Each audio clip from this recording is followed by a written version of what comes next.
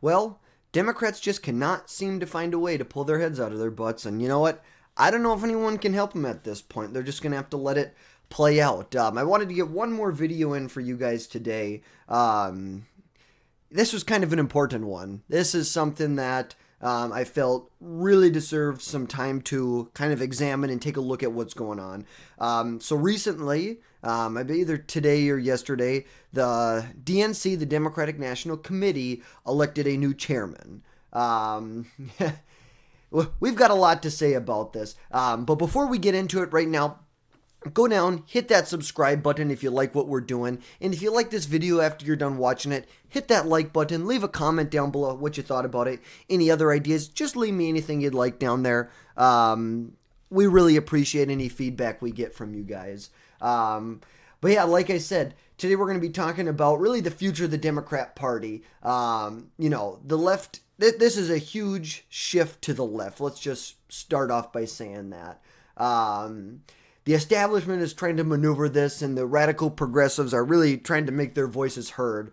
And really at the end of the day, what benefits the American people? So recently, the DNC, they elected a new party chairman. His name is Ken Martin. He is currently the DFL chairman in Minnesota.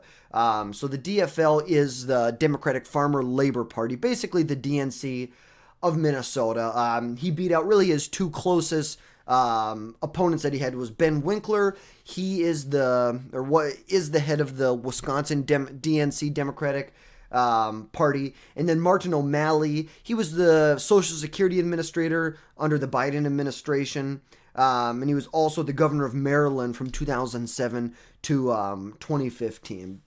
So really a lot to break down here.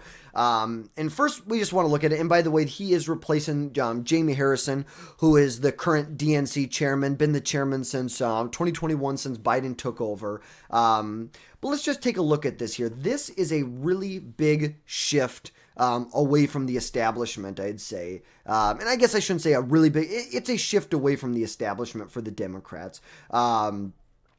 Let's get down here. Just looking at the sheer endorsements of this. So Ken Martin obviously won with 55% of the vote to Ben Winkler's 30% of the vote. Martin O'Malley got about 10%. So he beat out his next opponent by about 25 points. He blew it out of the water and really did it without the endorsements of really many major establishment Democrats. You look at his opponent, Ben Winkler here. We have many, many Democrats who endorse, Ben Winkler. You have Dick Durbin, who's the Senate Minority Whip from Illinois, up for re-election in 2026. Senate Majority Leader Chuck Schumer. So you got number one and number two in the Senate backing him. You had the number one for the Democrats in the House of Representatives. Minority Leader Hakeem Jeffries backed him, and so did former Speaker of the House Nancy Pelosi, Tim Ryan, Andy Beshear, very popular Democrat governor from a red state, Tony Evers, who of course from Wisconsin. He got some big endorsements from some big party leaders versus Ken Martin, who obviously the Minnesota gang was able to get behind him, and obviously North Dakota too. Heidi Heitkamp, former senator from North Dakota, Amy Klobuchar, who's the Rankin senator from Minnesota, and Tina Smith. Along with that, he got, a big name, Jim Clyburn, Angie Craig from Minnesota, Dean Phillips, who ran against Biden in the Democrat primary, Keith Ellison, who's the radical, crazy attorney general in Minnesota, and along with soy boy Tim Walz, current governor and failed vice presidential pick in 2024. He just does not have the big names that were behind it. But obviously the party was not willing to go in the direction of Ben Winkler, who is the much more established candidate here. But what can we take away from this election itself? Really, all in all, Democrats, although they moved away slightly from the establishment, Democrats doubled down because, you think about it, of all the people that were on the stage there, it's like, who would really want to lead the Democrats right now? You just got your butts whooped by Trump in 24 when they probably expected to beat him by 10 million votes. It's like, it's kind of depressing to be the new head of the DNC, but all that aside, Democrats really doubled down on their losing principles that cost them the 2024 election. And they began it by blaming anything and everything under the sun that aren't the Democrats in the party.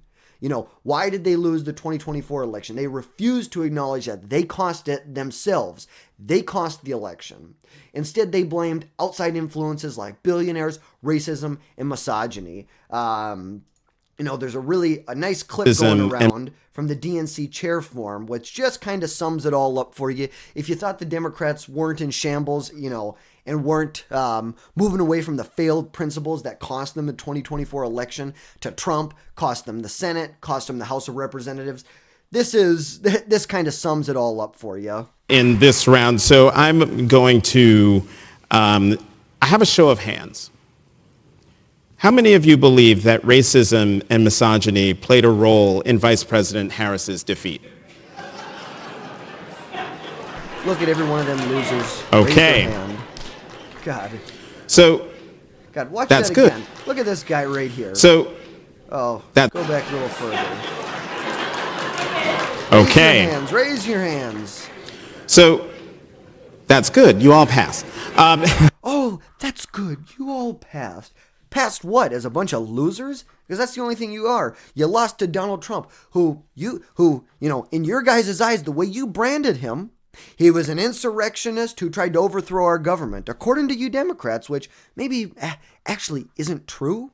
You know, maybe if we just could see all the facts, but that's a whole other situation. But you wonder why you lost.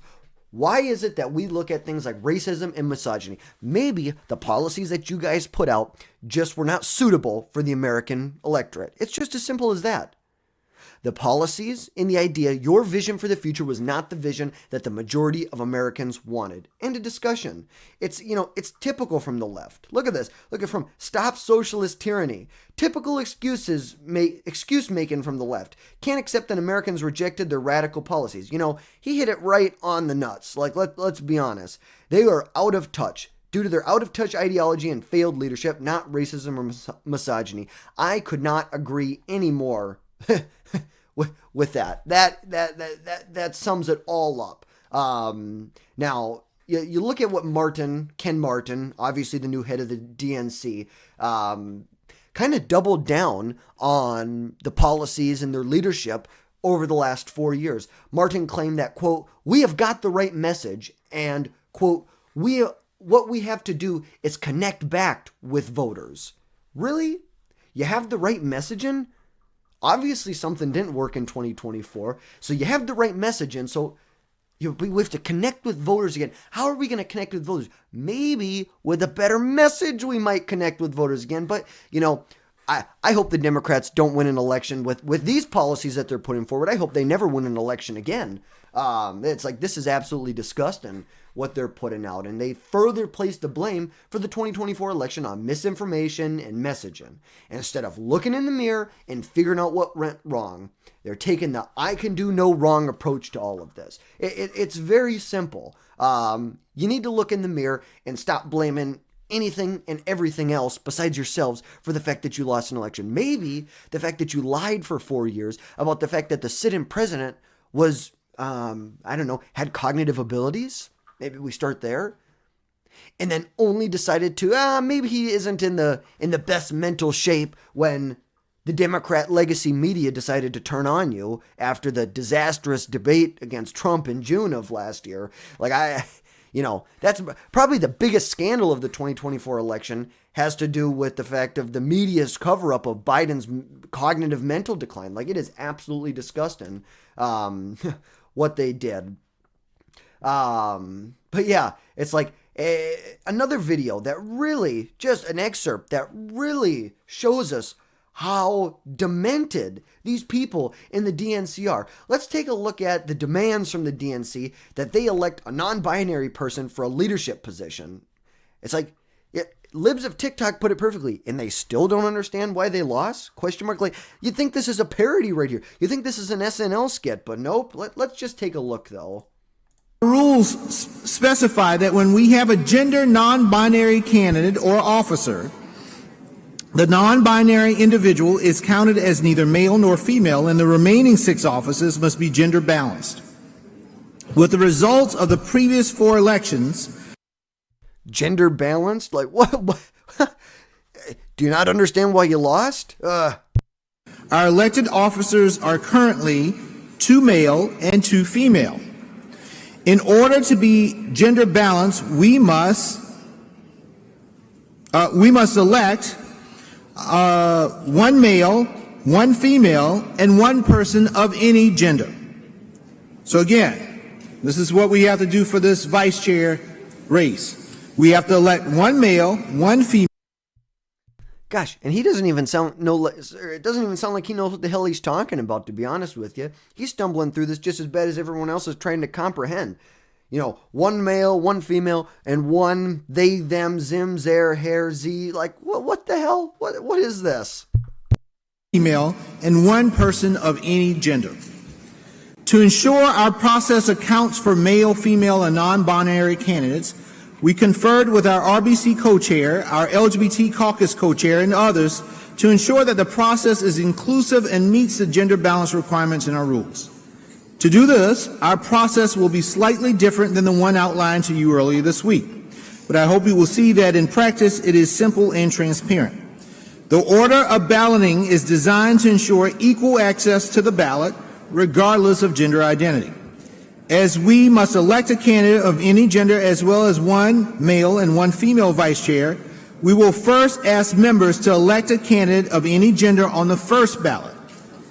Any candidate, male, female, and non-binary, can be elected on that ballot.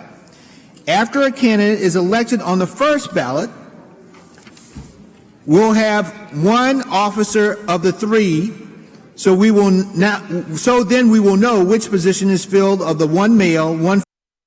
Yeah, I think I've had enough of this here. If you want to watch the last 20 seconds of absolute sheer misery, you can go ahead and look at Libs of TikTok. I'm sure you'll be able to find it. It got almost 2 million views on this. But just a little piece for you is we really don't have this video. I don't have this video really planned out that far. So I'm just kind of going about it as I want. I pulled up a couple clips that I wanted and things I wanted to talk about. But now they are talking about the vice chairs here. So let's look at who the Democrats elected for these vice chairs. First, obviously, they elected this crazy, let's see if I can find him, David Hogg, who is, most notably known for potentially being at a school when a school shooting occurred. Just let his word speak for himself. You have no right to a gun. You are not a militia. When you are talking about your Second Amendment rights, you're talking about a state's right to have what is today the National Guard. The modern interpretation of 2A is a ridiculous fraud pushed for decades by the gun lobby. Someone else, who says that the NRA should be labeled as a domestic terrorist organization, Do you think the left has figured out what they did wrong? They elect someone like David Hogg. We all know that the Democrats had a major issue with young voters in this election. Like, male young voters swung to Trump by it was like something ridiculous, like 65 plus percentage points for Trump. Young men swung to Trump like that. That's crazy. And, the Democrats have a really hard issue with what does a good male figure look like in the world. So who do we elect? Well, first we nominate Tim Walz. Who looks at Tim Walz? They thought they'd bring in more males into the fold. Like, really? Who looks at Tim Walz and is like, yeah, I want to be more like that. I want to be dragged around by my balls. My wife's got my balls in her purse. Like, really? What? And then you look at someone like David Hogg. Who looks at this guy and is like, yes, this is what I want to be more like? It's like, really? It just kind of baffles me that these people are still going down this route. And even, let's take a look at this. David Hogg, abolish ICE. David Hogg, defund the police, not the USPS. NRA needs to be designated as a terrorist organization for their roles, for the role their supporters played in staging an insurrection coup.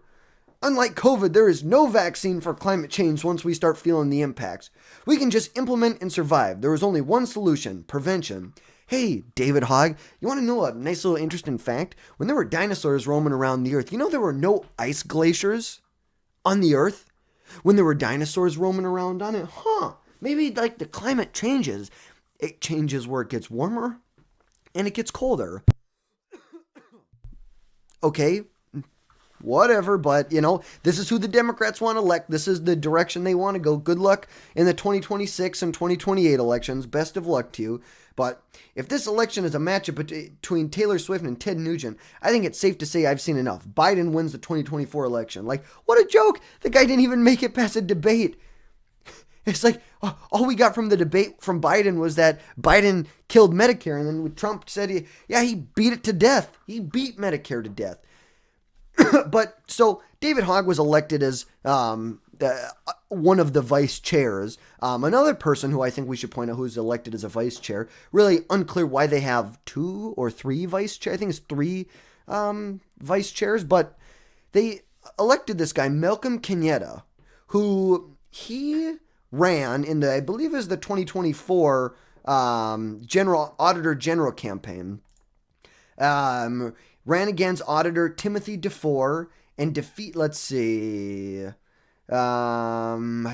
Look at this. Well, in his bio, his victory made Kenyatta the first openly gay man nominated by any major party for a statewide office in Pennsylvania. Like, this is what the Democrats are proud of. They're proud that, the first openly gay man. Like, who gives a rat's? Like, honestly, is he qualified to be Auditor General? I don't care if you're black, trans, white, a woman, they, them. I don't care. Are you the most qualified person for the position? Now, I believe in this loss, he got absolutely smoked. So you wonder why you're bringing on a group of losers to run the DNC. But, he won, let's see, in the 2024 election, he won 3.1 million votes, 45% of the vote. Let's just take a look. 2024 election results. Let's just take a look at this real quick. Let's see if we can get it from the New York Times. Nah, let's just go CNN. They're a bunch of losers, but we'll still use their site right now. Let's see. Pennsylvania. Kamala Harris won 3.42 million votes. Only lost to Trump by about 2 percentage points. This guy was so freaking wild and crazy that he was behind Kamala Harris by what? 300,000 votes? He ran behind Kamala Harris, a Democrat in a really close state, by 300,000 votes. And let's see, Trump, and this his opponent Timothy DeFore only ran behind Trump by what? 50,000 votes? Like, obviously something was pretty off with this guy, this Malcolm guy. Just a crazy radical, it sounds like. But we'll get to see much, much more from him going forward. But, the Democrats are in a position right now where very, very similar to where they were in 2005. Think back to 2005. John Kerry just lost the presidential election to George H.W. Bush. And, in fact, let's just pull it up. Let's just pull it up for shites and giggles. Oh, let's see. Can we get a detailed one? Maybe not. We may not be able to get a detailed one. But look at this. Look at this.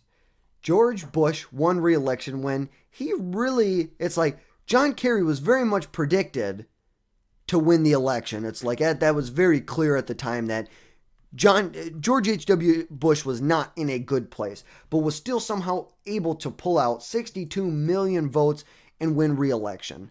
It's a very similar place to where the Democrats are right now. They just got smoked. Smoked, I say, in this recent election. They got smoked. And you really have an opportunity. You're not in power. You don't have the White House. You don't have the Senate. You don't have the House. I don't know how it was in 2004, but this still applies. You can take a look back.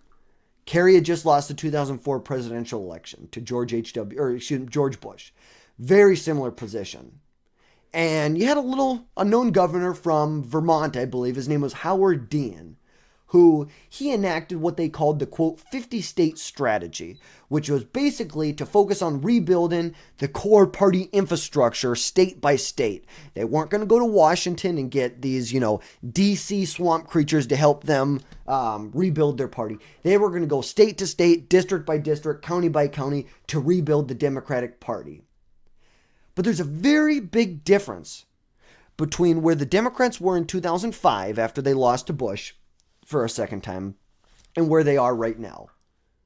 And can be summed up in a simple sentence. In order to fix something, you must first acknowledge that there is a problem. And simply, the Democrats, they cannot comprehend that they have a problem.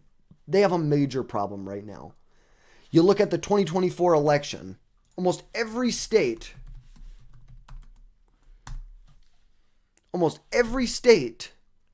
let's go New York Times, just so I can get this the most correct.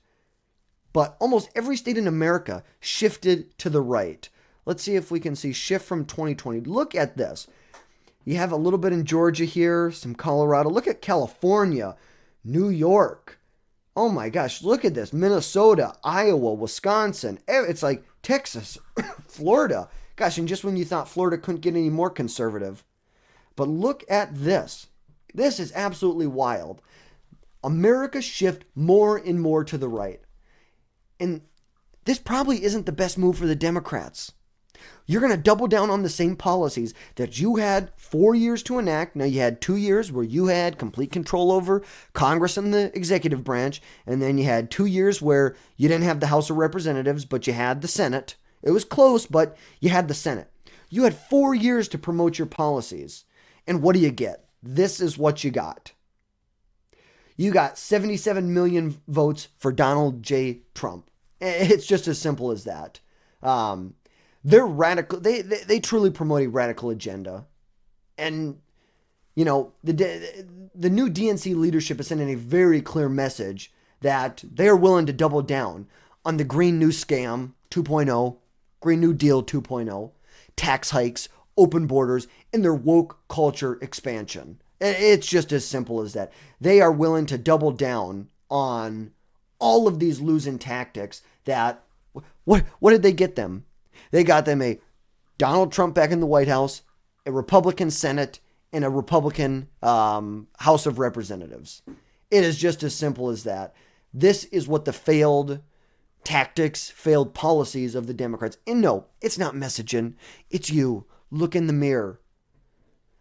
People don't want their kids transitioned while they're at school. They don't want parental rights taken away from them. They don't want an open border where drugs, fentanyl, and illegal immigrants pour across the border. They don't want amnesty for criminal illegal aliens that are in the country. They don't want an expansion of the woke culture that they have promoted. It is simple as that. And that is what every one of these people who was running for the DNC chair would do.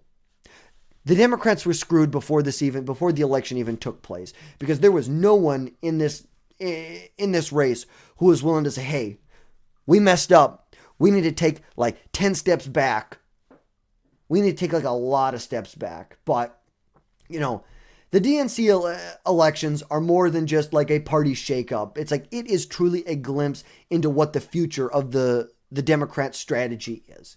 And one thing is for sure right now, that whether they chose, Ken Martin or Ben Winkler or Martin O'Malley, they ultimately all chose the radical path. No one has tried to walk that moderate line. And these policies will continue to hurt hardworking Americans and ultimately lead to Democrats suffering in elections going forward. And the question really is going to be, is the American people going to see through it again? Are they going to be able to see through it? There's going to be a lot of woke propaganda, a lot of mainstream media propaganda that's being pushed. But are the American people going to be able to see through it? So that's what I'll leave you with today. Will they be able to see through it? So that's going to be it for today. Be sure to hit the subscribe button down below. Follow, share, leave your thoughts in the comments, anything you have for me. I really appreciate you guys tuning in today. Have a great rest of your night.